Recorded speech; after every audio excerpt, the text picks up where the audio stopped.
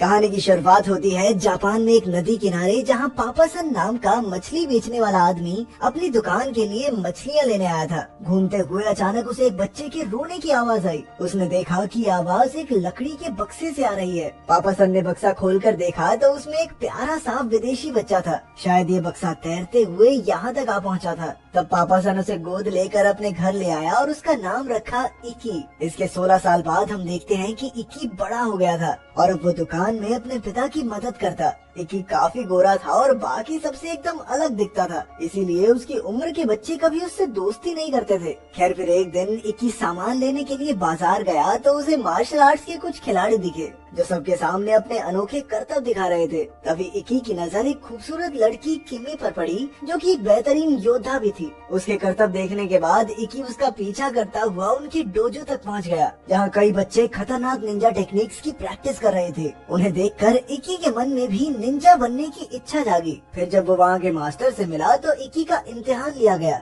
जिसमें उसे Ninja blade से निशाना लगाना था। मगर इकी तो बिल्कुल ही कच्चा खिलाड़ी था और उसका फेंका हुआ ब्लेड किमी को लगता रह गया। अब वो शर्मिंदा होकर लौट रहा था कि अचानक मास्टर साबू को उसकी टांग पर एक अनोखा निशान दिखाई दिया। फिर साबू ने कई प्राचीन कागज देखे और आखिरकार उसे पता चला कि ये निशान तो डांसिंग निंजा का है। उधर घर लौटते हुए इकी की नजर एक डांसिंग मशीन पर पड़ी। उसने वहाँ डांस करने की सोची, पर वो गाने की बीट्स पकड़ नहीं पा रहा था। मगर जल्द ही उसकी दिलचस्पी बढ़ती गई और वो ज्यादातर समय यही डांस करते हुए बिताने लगा। इसके साथ उसने बार बार निंजा ट्रेनिंग में हिस्सा लेने की कोशिश की, पर हर बार मास्टर ने उसे सिखाने से मना कर दिया। इसी तरह कुछ साल बीत गए और इकी डांस मशीन पर प्रैक्टिस करते करते जबरदस्त डांस करने लगा। अब वो कई मुश्किल स्टेप्स बड़ी आसानी से कर लेता था, मगर निंजा बनने की दौड़ में वो अब भी काफी पीछे था। खैर एक दिन इकी को डांसिंग निंजा की कहानी के बारे में पता चला तो उसने मास्टर साबू से इसके बारे में पूछा। इकी ने कहा कि वो भी डांसिंग निंजा बनना चाहता है, पर ये सुनकर मास्टर साबू हंसने लगा।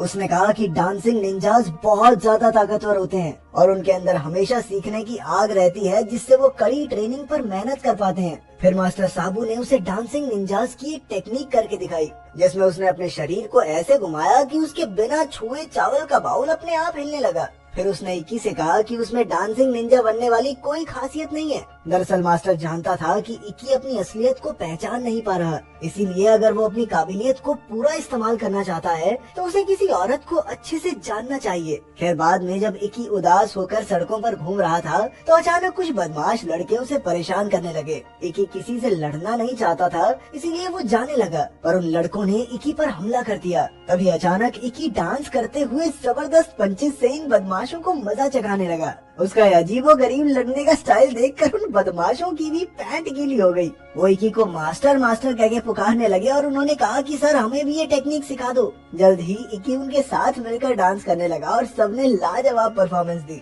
वहीं दूसरी ओर हम एंसल नाम के एक अमेरिकन स्टार और उसकी गर्लफ्रेंड क्रिस्टल को देखते हैं, जो मास्टर साबू से मिलने जा रहे थे। असल में एंसल ने मास्टर साबू से ही निंजा टेक्निक सीखी थी और अब वो उसका इस्तेमाल अपने फायदे के लिए कर रहा था। खैर अब वो मास्टर साबू से एक प्राचीन कागज लेने आया था, जिसके जरिए वो टीवी चैनल्स के मालिकों पर दबाव बनाकर अपना फाइट शो शुरू करने वाला था। मगर मास्टर साबू ने चंद पैसों के लिए वो प्राचीन कागज देने से साफ इनकार कर दिया। इससे एंसल को काफी गुस्सा आया और वो मास्टर को एक मशीन पर बांधकर उनके ऊपर अत्याचार करने लगा। लेकिन मास्टर की ताकत के सामने ये मशीन भी नहीं टिक पाई। उससे आजाद होकर मास्टर ने एंसल पर हमला कर दिया। जब क्रिस्टल ने देखा कि एंसल अकेले तो मास्टर को कभी नहीं हरा पाएगा, तो उसने अपने निंजा ब्लेड से मास्टर पर हमला कर दिया। वहीं एंसल ने बंदूक निकाली और मास्टर पर गोली चला दी। इसके बाद वो दोनों प्राचीन कागज चुराकर भाग निकले। इसके कुछ समय बाद इकी वहाँ आया तो उसने देखा कि मास्टर साबू बुरी तरह जख्मी था। अपनी आखिरी सांसें गिनते हुए उसने इकी को बताया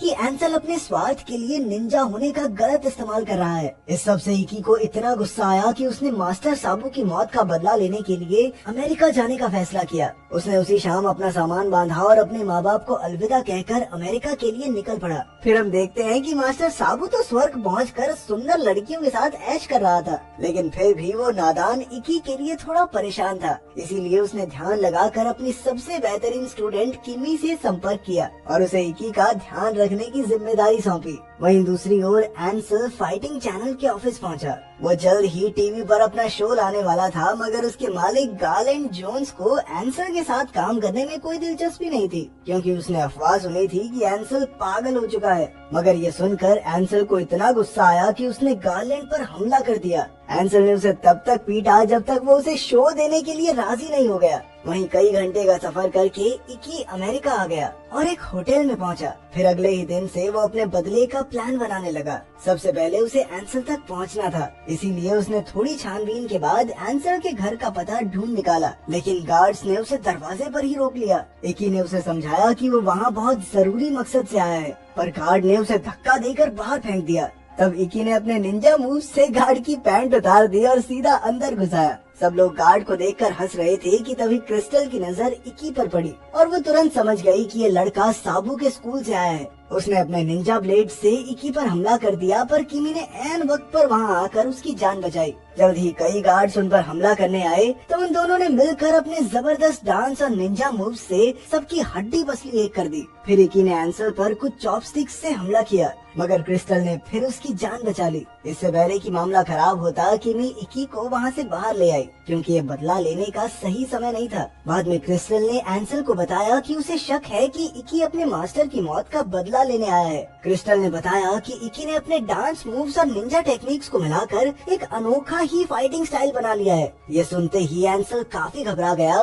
क्योंकि उसे अपने बचपन का एक किस्सा याद आ गया। उसने बताया कि जब वो 9 साल का था तो उसकी माँ उसे एक ज्योतिषी के पास लेकर गई थी, जिसने भविष्यवाणी की थी कि एक दिन एक डांसिंग निंजा उसकी मौत का कारण बनेगा। अब एंसल बहुत डर चुका था, इसीलिए उसने क्रिस्टल को कैसे भी करके इस लड़के को खत्म करने को कहा। उधर इकी और किमी होटल पहुँचे तो इकी ने उसे भी इसी होटल में कमरा लेकर रहने को कहा, पर किमी ने कहा कि वो उसके कमरे में ही रह लेगी। ये बात सुनते ही बेचारे इकी को लगा कि किमी भी उससे प्यार करने लगी है। बाद में जब किमी नहा रही थी तो इकी कमरे में मोमबत्तियां जलाकर और फूल बिछाकर माहौल बनाने लग गया। पर जब किमी काफी देर तक बाहर नहीं आई तो इकी ने ध्यान लगाया और दूसरी दुनिया में उससे मिला। वहाँ उसने देखा कि किमी जकूजी में नाबू नाम के एक लड़के के साथ थी। जब नाबू ने इकी को देखा तो उसने उसे धक्का देकर असली दुनिया में वापस भेज दिया। इससे बेचारे इकी का दिल बहुत गंदा टूट गया और उसने सारी सजावटें हटा दी। कुछ पलों बाद जब किमी बाहर आई तो उसने इकी को समझाने की कोशिश की, पर इकी ने कहा कि सब ठीक है, मुझे बात नहीं करनी इस बारे में, और फिर वो आगे की तैयारियां करने चला गया।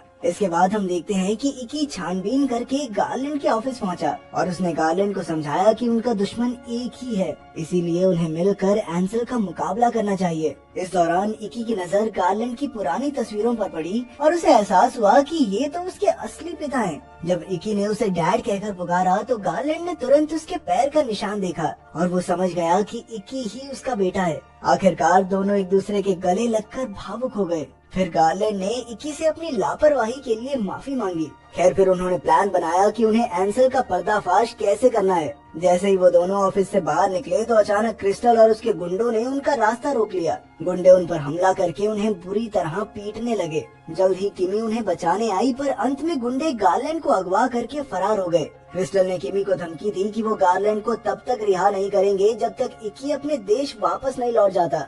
इसके बाद इकी और किमी ने कमरे में जाकर आगे के प्लान के बारे में सोचा। तभी अचानक इकी को अपने मास्टर के शब्द याद आए। उन्होंने कहा कि एक औरत को जानना ही उसे अपनी असलियत से मिला सकता है। इसीलिए अब इकी ने किमी से उसे चूमने की इजाजत मांगी ताकि वो अपने पिता की लोकेशन पता कर सके। पहले तो किमी थोड़ा हिचकिचाई, पर उसने इकी को इजाजत दे दी। जैसे ही इकी ने उसे छुआ तो उसे दिखाई दिया कि उसके पिता कहाँ कैद हैं। इसके बाद वो दोनों तुरंत उस जगह पर पहुँचे और उन्होंने देखा कि गार्लैंड को एक टाइम बॉम्ब से बांधा गया था, जिसे डिफ्यूज नहीं किया जा सकता। गार्लैंड ने उन्हें बताया कि आज से एंसल का चैनल चालू होने जा रहा है और उसने हर जगह बॉम्ब्स लगाए हैं, क्योंकि उसके शो में कई मशहूर स्टार आने वाले हैं और एंसल उन सबको मारकर खुद टीवी का स्टार बनना चाहता है। अब उसने इकी और किमी को उन सबकी जान बचाने को कहा। इकी अपने पिता को यूं मरने के लिए नहीं छोड़ सकता था, मगर अब कई लोगों की जान खतरे में थी, इसीलिए उसे जाना पड़ा। मगर जैसे ही वो वहाँ पहुँचा तो अचानक क्रिस्टल के आदमियों ने उन्हें वहाँ कैद कर लिया। इसके बाद उन्हें ट्रक में बंद करके कहीं भेज दिया गया। रास्ते में किमी ने इकी को अपनी निंजा टेक्निक इस्तेमाल करने को कहा। इकी ने कोशिश तो काफी की, लेकिन कोई फायदा नहीं हुआ। तब किमी ने अचानक उसे चूम कर अपने प्यार का इजहार किया। ये सुनकर इकी बेहद खुश हुआ और अचानक उसकी शक्तियाँ फिर से बढ़ गई। अब की बार वो जाल से आजाद होकर भाग निकले और वापस शो पर पहुँचे। जब उनका सामना एंसल से हुआ तो वो कहने लगा कि आज सबको बम से उड़ा दूंगा, पर तभी इकी ने अपने निंजा डांस मूव से सारे बम बाहर निकाल लिए और उन्हें आसमान में फेंक दिया, जिससे जोरदार धमाके होने लगे। कुछ ही पलों में कई गुंडों ने उन पर हमला कर दिया, पर अब इकी एक जबरदस्त डांसिंग निंजा बन चुका था। उसने अपने डांस और निंजा टेक्निक्स को मिलाकर गुंडों को खूब धोया। इस दौरान एंसल ने अपने हेलीकॉप्टर में भागने की कोशिश की, तब इकी ने तुरंत एक बॉम्ब सीधा उसके हेलीकॉप्टर के ऊपर ही फेंक दिया, जिससे हेलीकॉप्टर के पीछे का हिस्सा पूरी तरह टूट गया। अचानक हेलीकॉप्टर नीचे गिरकर क्रैश हो गया, जिसमें एंसल की मौत हो गई। आखिरकार इकी और किमी ने वापस जाकर गार्लैंड को रिहा किया और अपने मास्टर की मौत का बदला लिया। अगर वीडियो पसंद आई तो लाइक कर देना, चैनल को सब्सक्राइब कर देना। मिलते हैं अगली वीडियो में।